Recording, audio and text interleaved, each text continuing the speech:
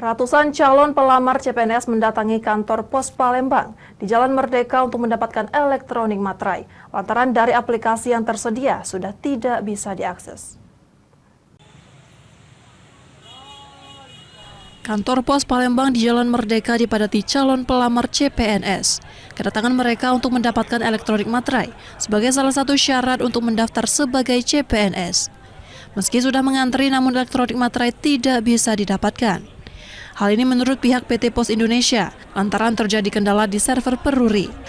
Untuk menjaga ketertiban, PT Pos Indonesia menyiapkan nomor antrian dan formulir, agar bila server Peruri sudah bisa diakses, akan dilayani sesuai antrian yang ada.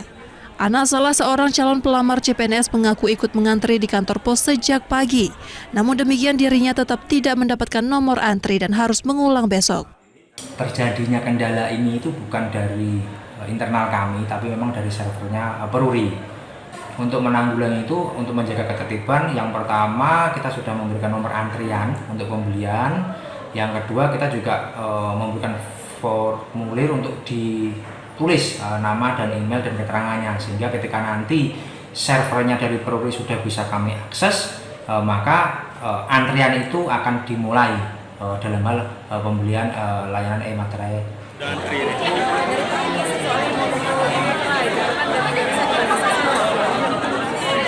Dari website sudah nggak bisa semua? Dari aplikasi ada 14 website yang resmi untuk CPNS, ternyata itu semua udah nggak bisa buka lagi.